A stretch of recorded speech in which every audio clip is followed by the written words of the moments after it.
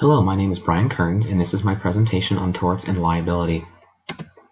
Tort liability is a civil wrong done to another person in which the person perpetrating the act is held liable for all or some of the damages. In Mosley v. Portland Public School District, Cressida Mosley was involved in a fight in the school cafeteria when the other student produced a box cutter and stabbed her multiple times in the chest and face, leaving permanent scarring. Cressida charged that the school was negligent due to the absence of adequate supervision. The school district was ultimately found not liable due to the school district policy about the number of security guards in each school. After an event like this, my school would provide additional security guards, and they would be assigned to monitor near the lunch areas during lunch.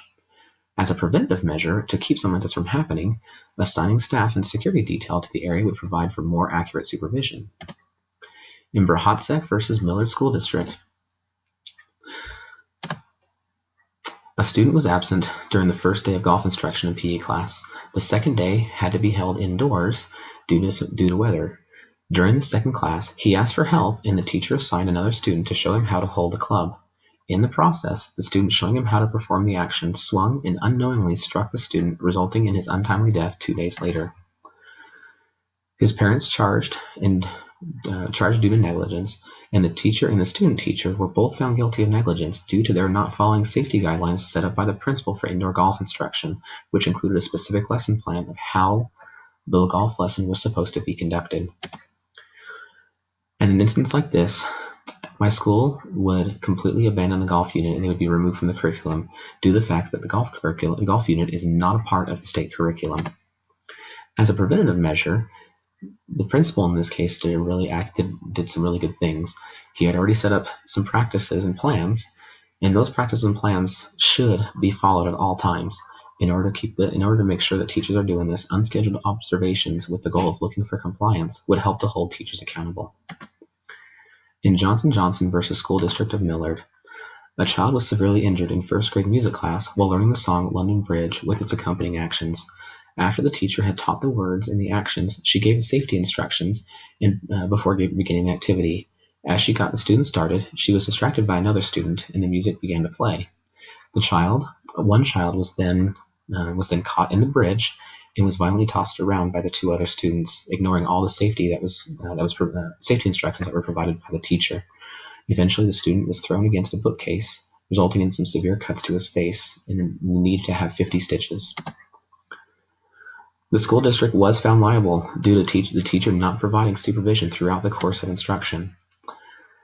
As a way, something my school would do after an event like this would be a mandatory training of all teachers about adequate supervision in the classroom with unscheduled visits to ensure compliance.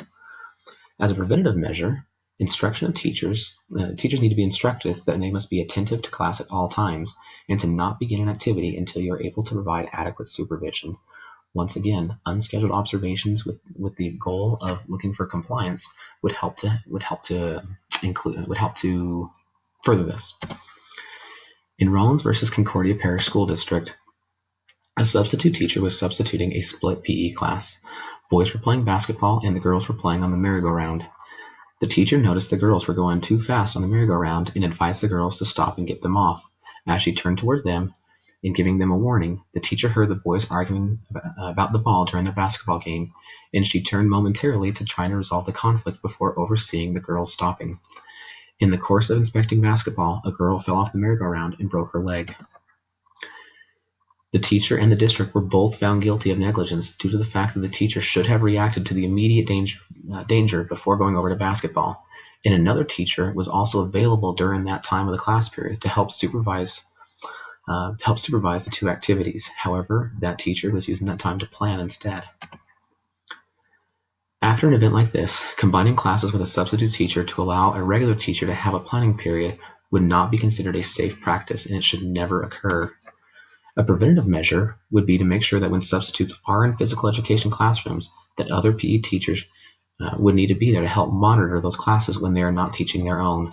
That would involve some teachers having to give up some of their planned time, but due to the fact that there to be a safety concern, it should occur.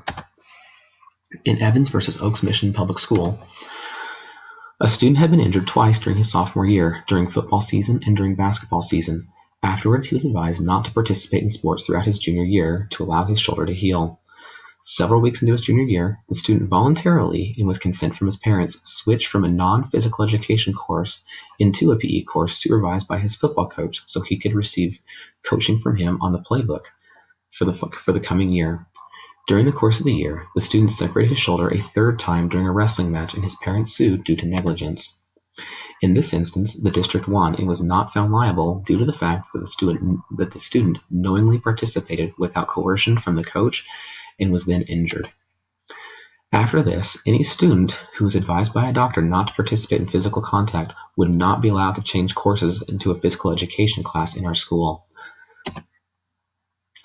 As a preventative measure, and this is something that is already in place, all parents' and doctors' notes must be followed by teachers. This goes not just for PE classes, but also for regular classroom teachers. And with that, I thank you all for listening, and this concludes my presentation.